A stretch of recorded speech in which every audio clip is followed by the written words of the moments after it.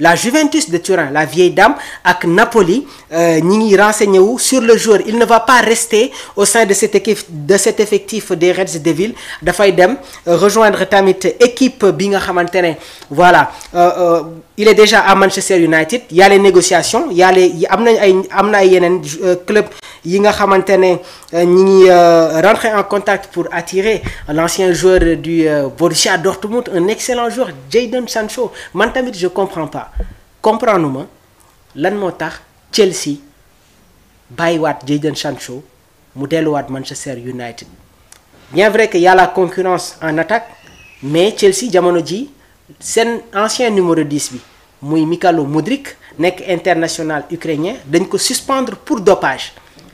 Donc il fait plus partie de l'effectif des Blues. Si seen attaque nag jamono ji il y a Liam Delap qui a été buteur hier. Liam Delap a été buteur. Une autre pression sur Nicolas Jackson. Nicolas Jackson suspendu pour 2 matchs. Match bu ñu joué démb ak match bii di ñëw. Léegi nag je pense qu'à travers ces actes-là, Nicolas doit beaucoup plus prendre ses responsabilités. Xam ne que tamit jamono ji y a la concurrence. Delap a été buteur hier. Léegi nag concernant le poste de numéro 9, il y a Delap ak Jackson. Sur les excentrés, Pedro Neto est un titulaire indiscutable.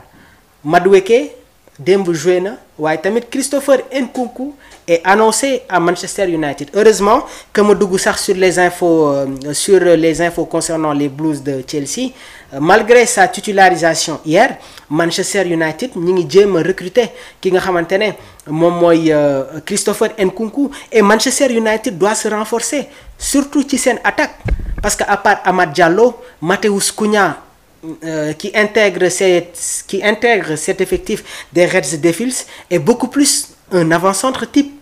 Il y a Højlund, mais sur les côtés amna ben départ bo xamantene tamit mën na am ñu bayé ko xel muy Alejandro Garnacho qui fait pas partie des plans de Ruben Amorim. Garnacho annoncé du côté du Napoli.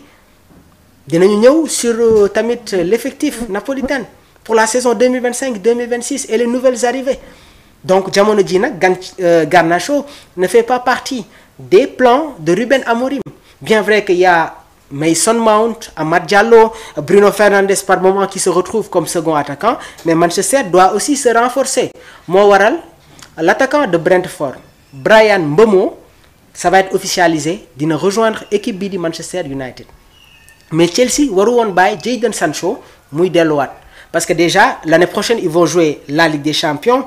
Il y a le championnat waaye tamit am na yeneen compétition yi nga xamante ne day ñëw delleeku si sans pour autant oublier le calendrier serré. Il y a un calendrier excessivement serré moo tax toutes les équipes dañuy jéem a am ñaari effectif. Regardez Manchester City. Pep Guardiola déjà mi ngi commencé di tester benn affaire mais lii nii yëpp l'heure la maa ngi ko doon wax Omar. La compo officielle de Pep Guardiola, bien vrai que c'est quelqu'un qui aime faire les changements, mais il y a un schéma qui se dessine. Ederson dans les buts, ki nga xamantene mooy Akanji qui s'impose, John Stones qui n'est pas régulier, Ruben Diaz. Wala par moment mun nañu am benn charnière centrale composée de Ruben Diaz ak Vardiol. Arrière gauche Ait Nouri, à droite par moment mun nañu am Rico Lewis. Matheus Nunes bu nekkoon ci équipe bi nga xamantene moom mooy Wolverhampton, c'est pas un arrière droit, milieu de terrain la, milieu offensif la, mais Guardiola moo koy footballoo arrière droit ba ñu bëri yaakaar ne que arrière droit la, du arrière droit, milieu de terrain la.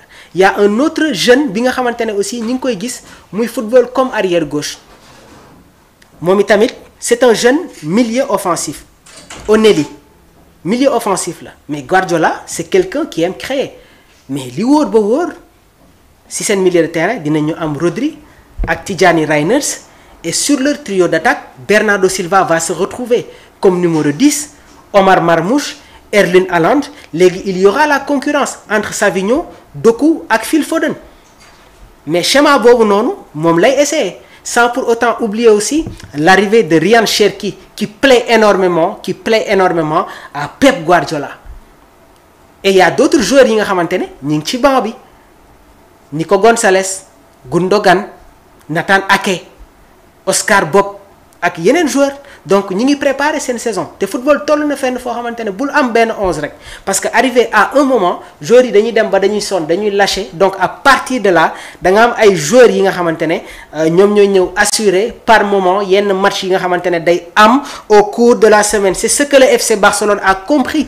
Donc ñi ngi cherche coûte que coûte à renforcer leur effectif. Chaque poste mu am doublure, ça va leur permettre ñu tamit voilà ñu mën a assurer match yi nga xamante ne dafay nekk seen kanam. Donc mu nekkoon ni tamit tey seen rubrique bii di actu sport fii ci biir Sport Life 221 donc di leen jaajëfal bu baax a baax a baax. Je pense qu'on a fait le tour de l'actualité. Demain aussi on se retrouve à la même heure, l'emploi du temps ne change pas, on se retrouve à la même heure demain.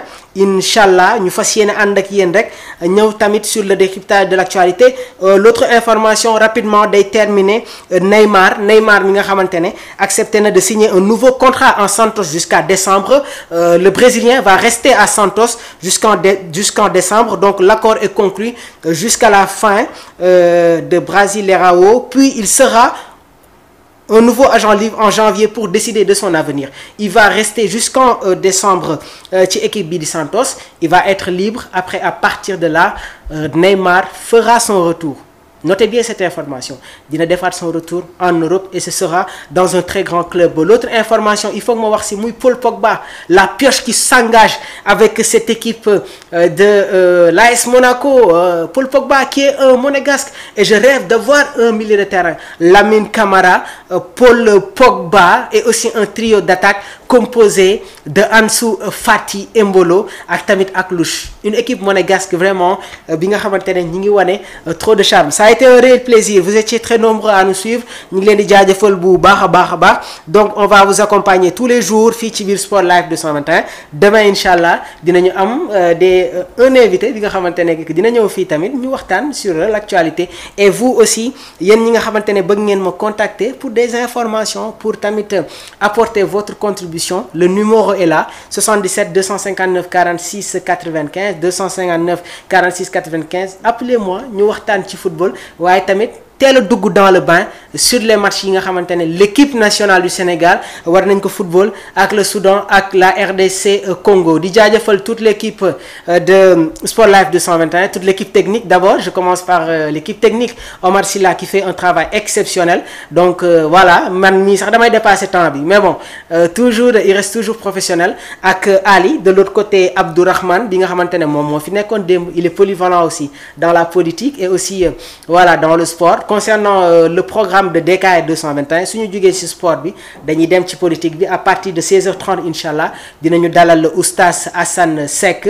Donc on va parler de l'actualité politique. Demain aussi sur DKR 221 on va accueillir le professeur Abdoulaye Mbow ak le grand juriste Thioune, toujours en compagnie de Abdourahmane qui va être dans la présentation. Je serai de l'autre côté inchallah pour être un peu dans la diversité. Di leen wax rek ngeen wéy di abonné bës la cloche de notification pour recevoir tout ce qui est information. Di nuyu tamit toute la team depuis tamit la SICAP Baobab la SICAP Rudis. Donc maa leen di jaajëfal bu baax a baax a baax. Di nuyu bu baax tamit Khouresh Thiam bi nga xamante ne tamit vraiment hier on a eu à échanger et aussi am na ay vision dans le monde sportif waaye tamit yenn activités yi nga xamante ne day engagé la jeunesse. Donc Samba Kodou, le président de IJAI, Ahmadou Bamba Dieng, mon juriste publiciste Idi, Madiane Diallo ak mon grand tamit Ablaye Demba depuis la SICAP Rudis. Donc ñoom laay ñoom ñëpp maa ngi leen di ziar toute cette équipe bi nga xamante ne ñi ngi may bàyyi xel ak yéen yi nga xamante ne tamit tout le temps vous amenez des commentaires. Donc dinañ gën a góorgóorlu gën a nekk tamit